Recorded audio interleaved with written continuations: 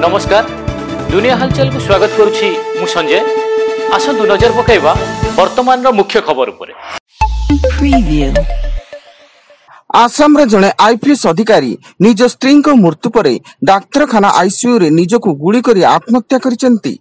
तांको नाम शीला द्वितीय चेटिया होइतिया बेले से आसाम रो गृह एवं राजनैतिक सचिव पदवी रे अवस्थापित थिले एवं एई घटनाटी सारा राज्य रे चांचल्य सृष्टि करिछि। पश्चिम बंगर न्यू जलपाईगुड़ी निकटस्थ रंगापानी स्टेशन निकट रे घटिथिबा रेल दुर्घटना रे मृतकंक संख्या 11 को वृद्धि पाइछि। स्नेहा मंडल नामक जणे शिशु को गुरुतर अवस्था रे उत्तर बंग हॉस्पिटल रे भर्ती करा जायतिला। गतकाली तांकर मृत्यु घटिछि। अपर पक्षरे आदिठारु दुर्घटनार तदंत प्रक्रिया आरंभ हेबाकु जाउछि।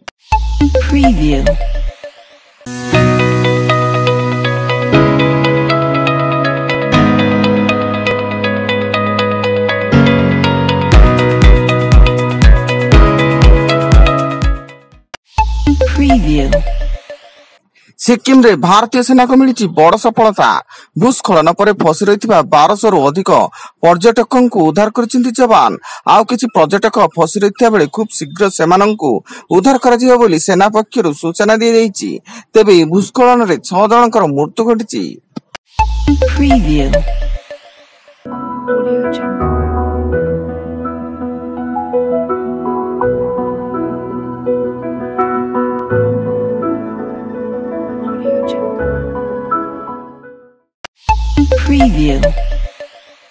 कटक जिला त्रिशुलिया कुआखाई नदी पोल उपर मर्मन्तुद सड़क दुर्घटना। एक ट्रक सह कार मुहांमुही धक्का हेबा फल एथिरे जणे महिलांकर मृत्यु घटिथिया बेले कार और ट्रक ड्राइवर समेत 4 जण गुरुतर भाव आहत होई कटक बड़ डाक्तरखाना रे भर्ती।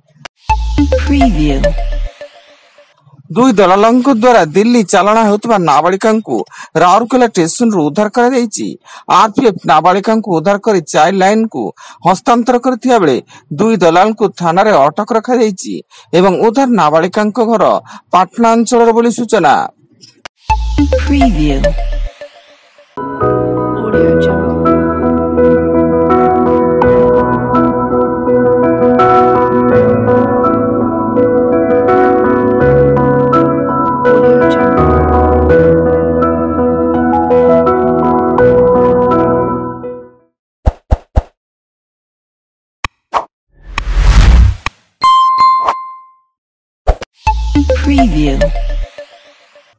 बलांगीर तुषार थाना अंचल विभिन्न गांव में पुलिस चढ़ऊ कर 8 जन अभियुक्तों सह अंतरराज्य डकायत को गिरफ्त कर कोर्ट चालाना करछि एवं सेमानंकठारु 2टी कार 2टी बाइक सह लुहा रड एवं धारुआ अस्त्र जबत करछि।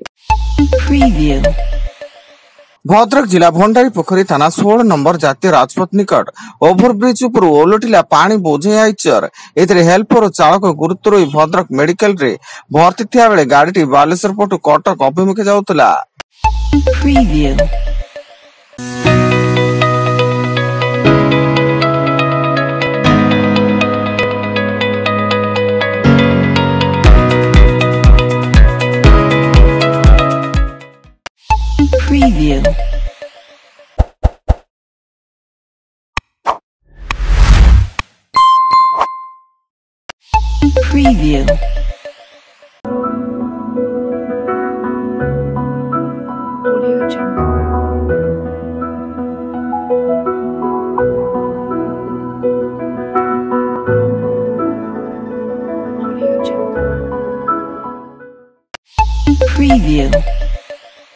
बालेश्वर सुनहट अंचल रे दुई गोष्ठी मध्य संगठित हिंसाकांड विभिन्न अंचल को व्यापीबा पर सहर रे अनिर्दिष्ट काल पई कर्फ्यू जारी होईची एवं सारा शहर को 43 प्लाटून पुलिस फोर्स मुतयन होतिया बेले आउरी 6 प्लाटून केंद्रीय फोर्स मुतयन हेबो।